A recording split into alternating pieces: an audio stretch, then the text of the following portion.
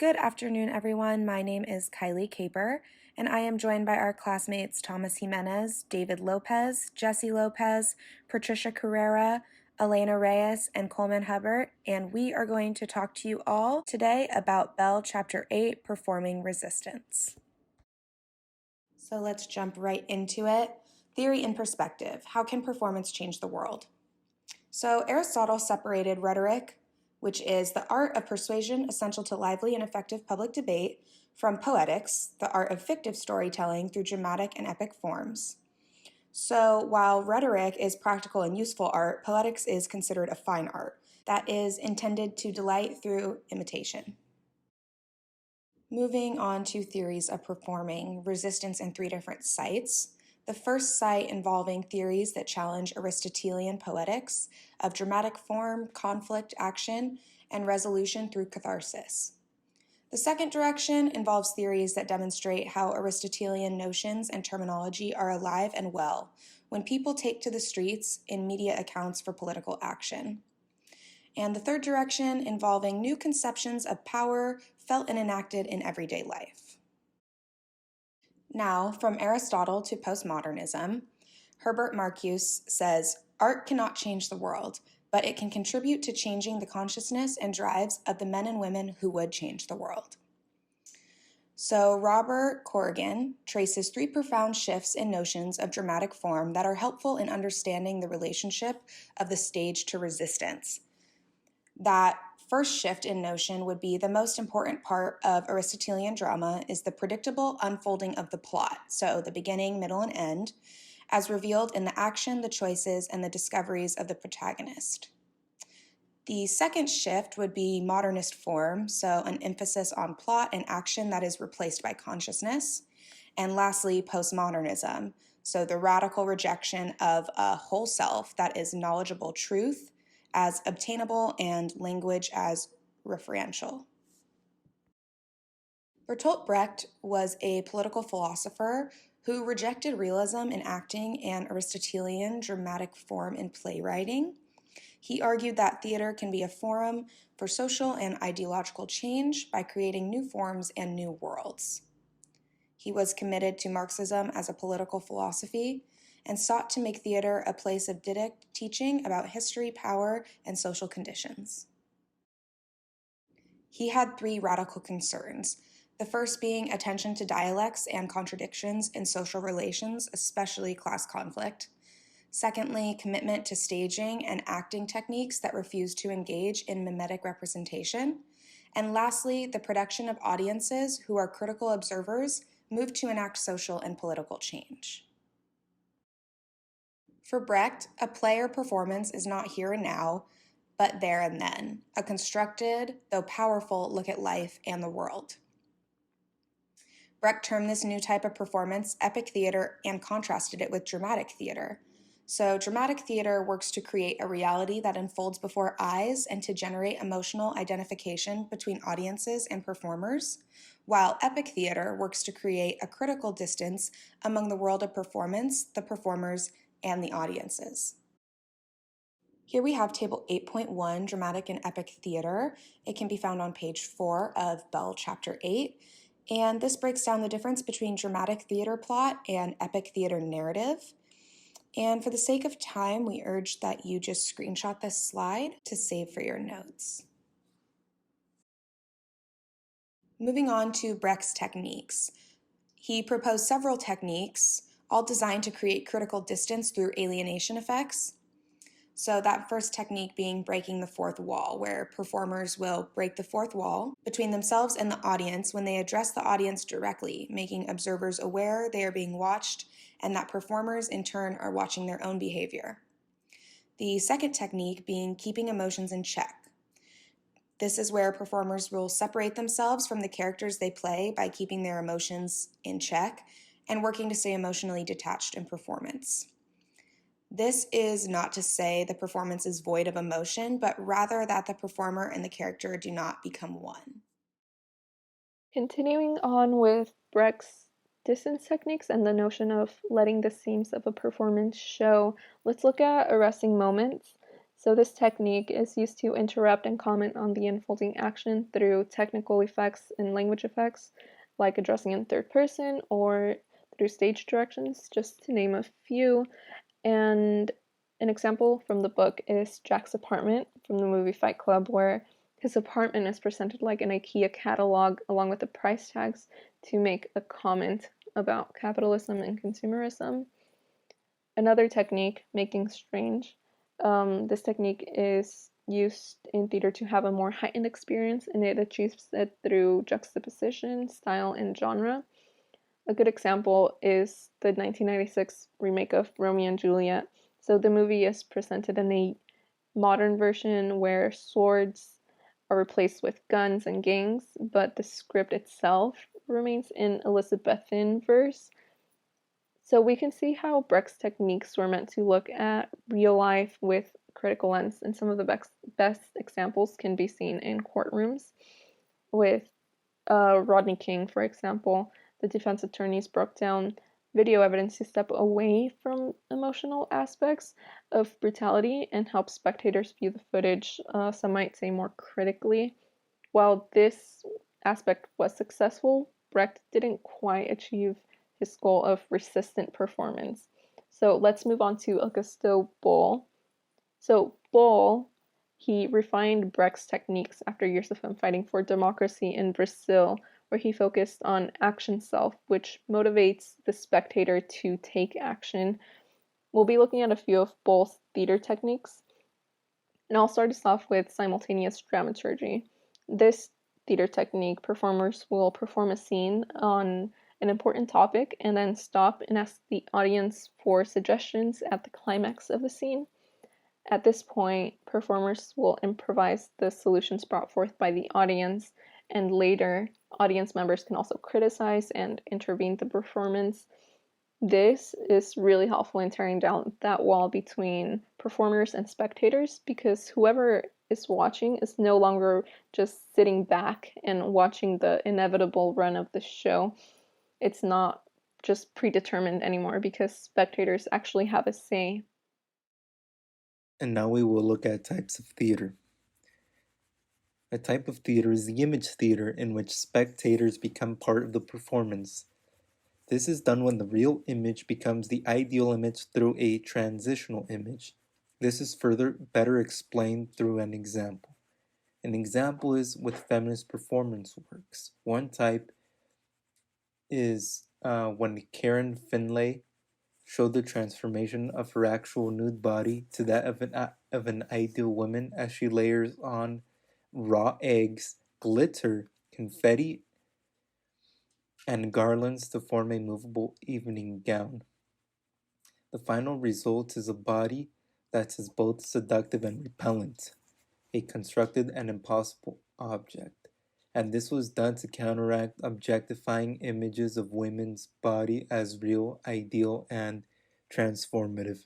Now we will move on to the invisible theater.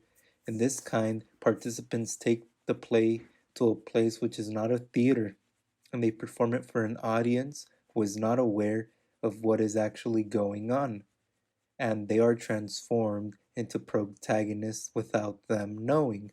So, an example of this is when performers were talking about prejudice against foreigners while dining at Swedish restaurants, and they would note how the people around them would react. In certain cases, we've had other examples where the play appears so real that even police officers show up on the scene and they don't know how to differentiate between the actors and the audience members. And now we will talk about forum theater. In this kind, audiences are aware and they are conscious players in the action. They are aware of the play's purpose and they know their role. Their role is to participate and to change the dramatic outcome in the play. So, how does this work? This is a story that starts off with a political or social problem. One member is the Joker and presents a scene along with a proposed solution to the problem. Then he or she asks the audience whether they agree or they disagree with the solution. and the audience has the option to hop in and replace the actors to take the play in a different direction in case it starts going in a direction that they don't like. And this kind of active theater is used in prisons, police academies, refugee populations as well. And it's used to show how individuals can function in different kinds of relationships and scenarios. And now we're going to transition to a new topic, which is models of protest. So, the 19th century offered something called crowd theory, in which protests were perceived as irregular and irrational. And the one of the points was that crowds are prone to violence and are deviant and abnormal.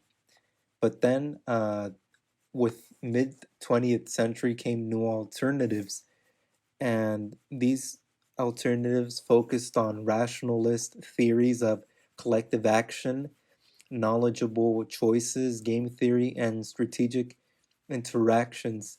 And these were used to analyze individual motivations on a more advanced level within protest movements, trade associations, and diplomacy.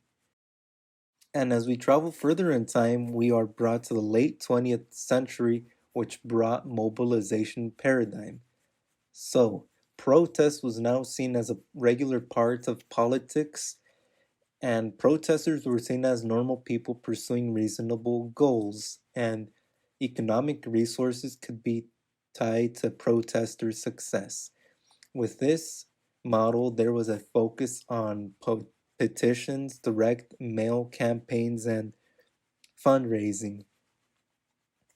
Then, during this time era, there was also a, a topic called political process, which focused on strategies of groups excluded from and oppressed by political processes. And for these people, protest became an important political opportunity when in the past it had not maybe been that much. So I will begin talking about public events through an Aristotle lens. So in this section, it discusses the four ways public events are theatricalized. So the first is being that the event must be significant enough to have a negative effect or impact on the public. The second is the event must attract immediate attention. So this can be in the form of news or the radio. The third being the event must come in a recognizable form, such as a ceremony, game, or ritual. And last, the event must be publicized through everyday life. The second section, Carnival and Protest, it starts with a couple definitions.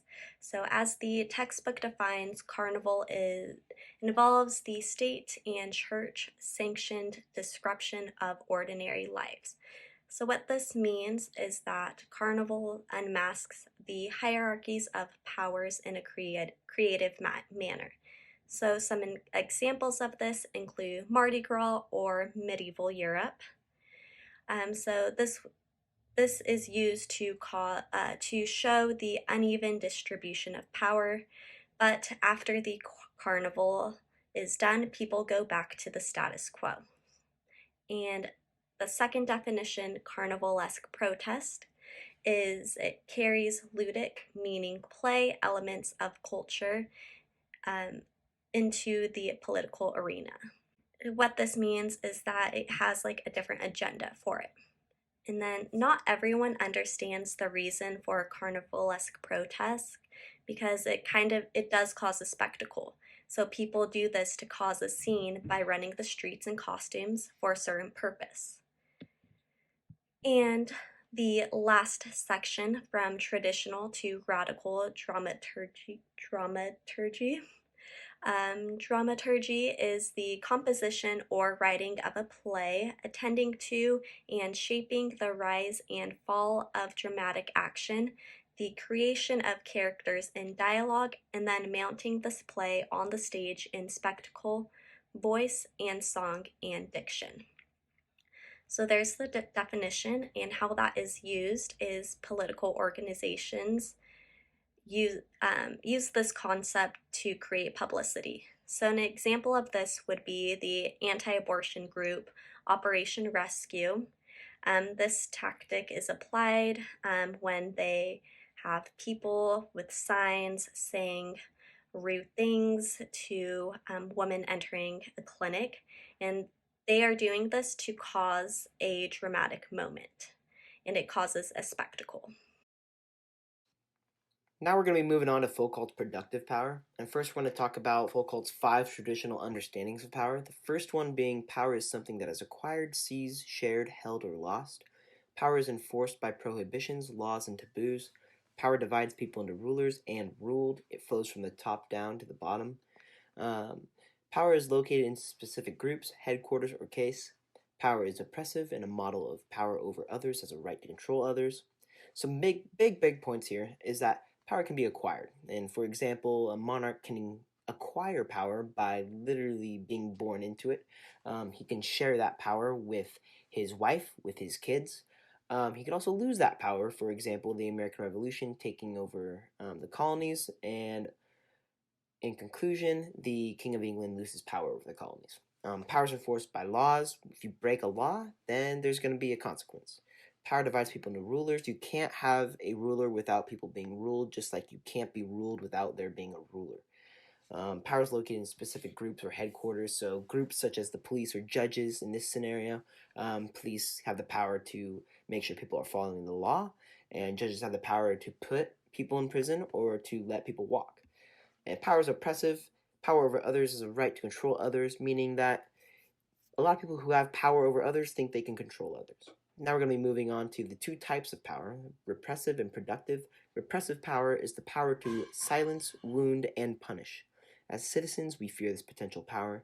And an example of this would be back in the Middle Ages when people would be hung in public. And this would basically be a message saying, don't break the law or this will happen to you.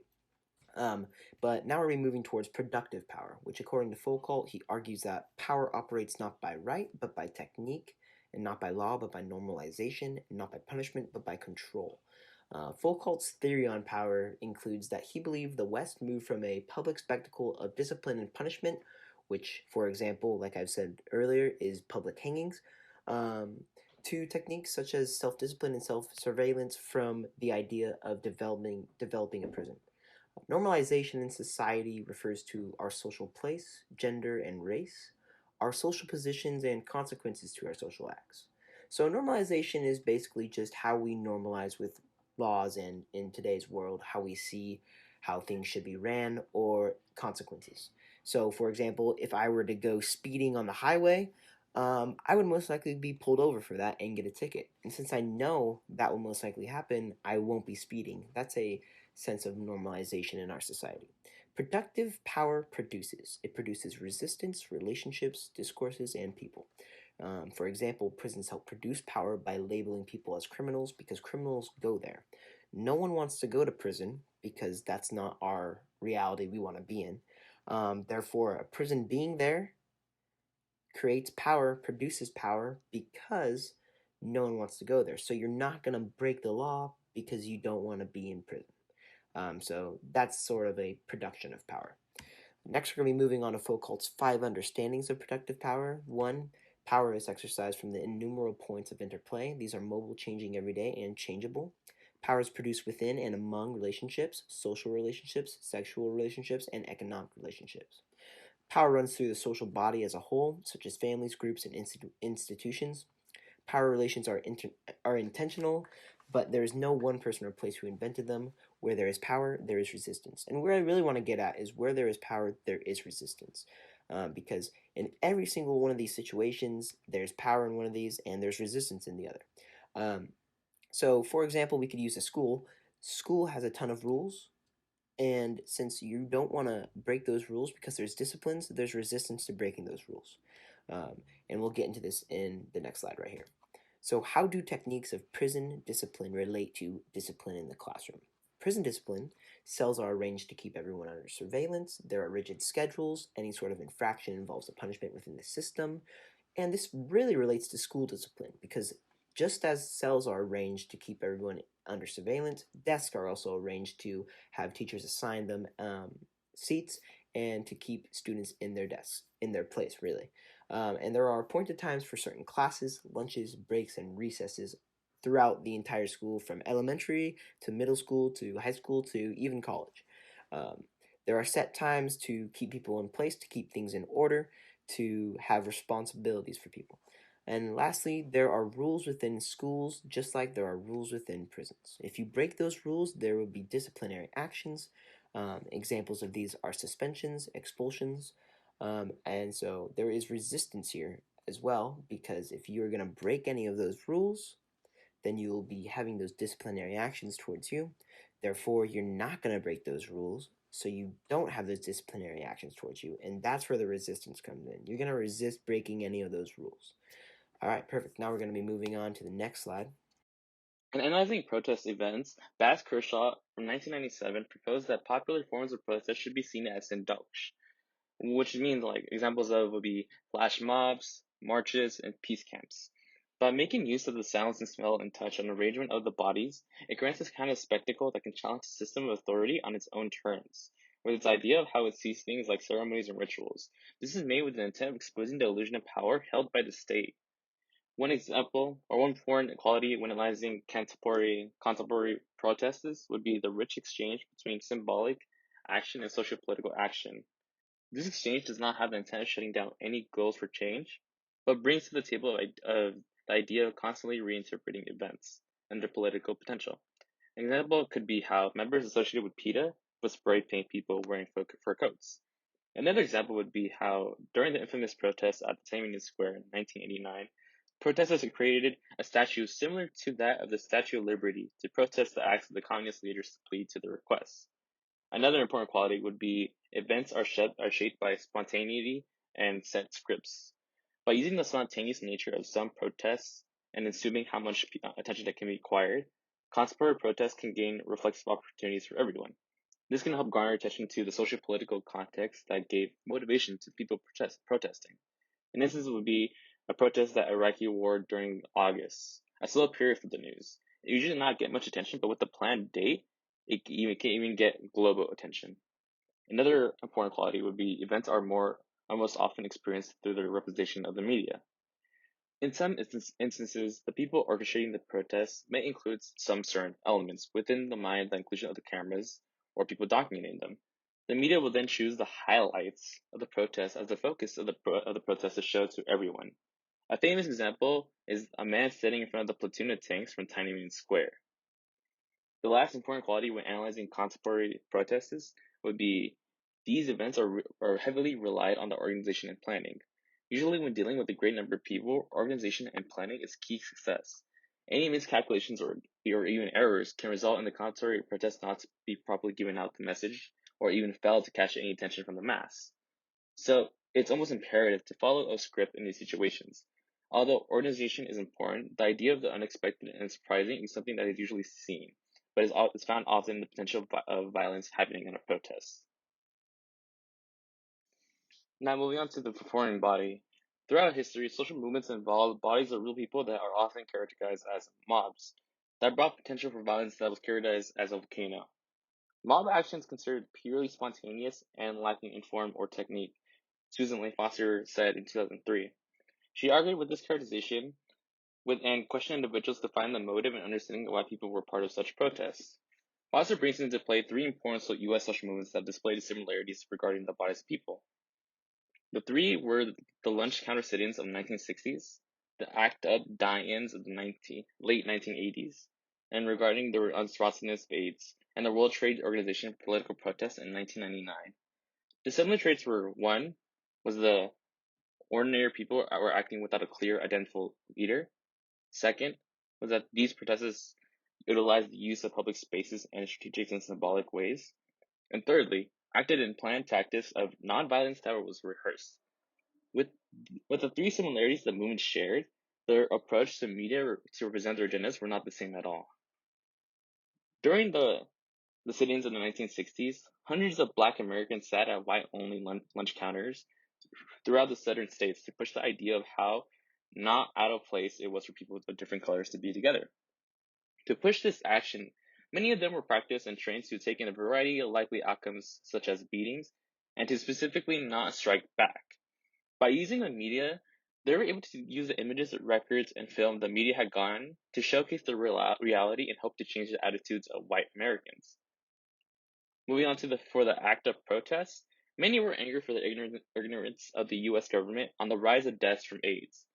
This protest required careful locations to show powerful messages and chose places like Wall Street and in front of the headquarters of major drug companies. They showcased the rise in deaths by training participants on dying in piles of bodies and outlining them in chalk with statistics of the fatalities. By inviting the media outlets, they knew they were able to show powerful images that would help shape public opinion to their agenda. And by doing so, the media was able to create reality. And then moving on to the World Trade Organization protest that was held in Seattle was one with most notable traits that were different from the other protests. It had gone on for 4 days and it involved diverse groups such as environmentalists, organized labor and immigrant rights activists, and as well as nuclear proliferation protesters that are all employed their own way protesting, but were all still nonviolent acts. With the fear and expectancy of the media being controlled by these companies, they went through a different way of showing their protest to the world by involving themselves in the world of the internet. With live streams, dedicated media accounts, and video photographic accounts, the internet provided for them and to many others many different realities outside the mainstream media. Whenever an individual chooses to participate in these kind of political protests, they commit to whatever physical action to help bring their idea across. Awesome. So now we're going to talk about there are 2 strategies and tactics. And he defines strategy as like an institutionally structured power, roles, and regulations of institutions, governments, and organizations. Now, just based off this kind of definition, I really want to point out the 3 words institutions, governments, and organizations. Because with these 3 words come a pretty heavy connotation in regards to money, power, and lawmaking, which is often much of the things that performers seek to resist. And we're going to talk about his tactics and strategies. So for tactics, he defines those as bodily practices of real people that create space in between, around, and through these structures, rules, and regulations. And one way of doing so that he really puts an emphasis on is being able to improvise. In regards to performing resistance, you want to be able to be difficult to predict in advance. You don't want people to know what you're going to do or how you're going to do it. It's better to come as a shock and better to catch people off guard and display your performance rather than have it planned and have everyone know that it's going to happen. It just kind of lessens the impact that it may have. And he discusses poaching, which is a practice that involves taking enough from the dominant to slip under the radar screen, using the dominant against the dominant without actually challenging the status quo. And one thing that I kind of immediately took away with this was there's a common saying, it's break the system from the inside, and that's maybe get a government job just to see how the government really works, so later in your career you can kind of try and debate and argue and refute what they are actually doing and have a better understanding and a resume to do so. And then there's the art of making do. I know there's 2 different examples in the textbook. There's one of the African American man who has to live in London in low income housing. Just that's the system that they have. But in doing so, he's actually able to get a sense of clarity and plurality and creativity, which he can use in the future that can benefit him. And then really a big takeaway of the art of making do that I got was the ability to make choices. Everyone can make choices in this life. And then they use the flight attendants example. And they have a lot of choices they can make. Like if someone's too drunk on a plane, they could water down their drinks if they order more. It's simply the art of making choices that can benefit you in the future. And then the section Rethinking Resistance is kind of a way of just, let's take a look at the lens in which we view resistance and see what can be changed as time progresses. And there's a big emphasis on spectacle, and this is a direct quote: "If representational visibility equals power, then almost naked young white women should be running Western culture." And this just goes to show that what we see in society is often the exact opposite of what we like see in the people that run society. We see politicians and leaders, which are in Western culture are mostly white males that are wealthy and come from a upper class. But in reality, what we see is not this at all. They use the words almost naked young white woman should be running Western culture, and they're not far off with that at all. Performance theorists and practitioners continue to utilize successful techniques of the past, but admit that we must alter performances with current times. And this just goes being able to improvise as time goes on, different aspects change, social norms change, being able to adjust and keep your performances of resistance in an improvisational form will be key. And another key is being able to being able to be rational. It can help move audiences. They are crucial pieces of performances, especially when you have a resistance performance. Many of the settings may be not expecting to have a performance like the ones that are about to be displayed, but being able to be rational about it will be really key. And then another critique on Foucault is that he's critiqued by feminists for the lack of attention to gender.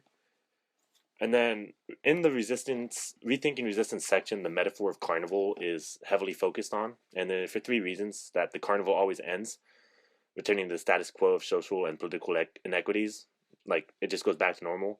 However, the risks that performers have taken may not. We see it in protests that people get arrested.